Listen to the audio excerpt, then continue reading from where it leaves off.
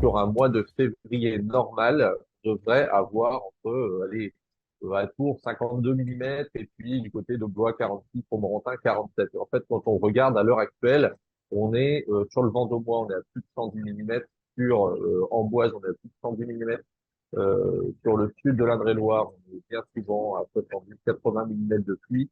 Donc on a finalement plus d'un mois de précipitation en seulement 3 semaines. Tout le bassin a été arrosé. Et c'est vrai que ce matin, quand on regarde, c'est le Cher principalement qui reste en jaune, avec une crue qui est toujours en train de se déplacer vers l'aval. Et c'est vrai que là, il va falloir surveiller quand même encore aujourd'hui et demain, et certainement même peut-être vendredi matin encore le niveau des cours d'eau.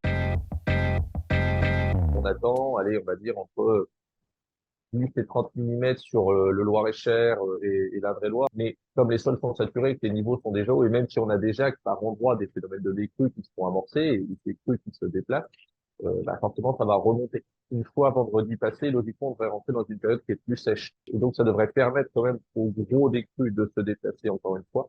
Et donc, du coup, d'en revenir sur une situation qui sera peut-être un peu moins à surveiller. Par contre, attention à ce qui pourrait se passer à partir de mardi ou mercredi prochain, où là, on pourra re-rentrer dans une période perturbée.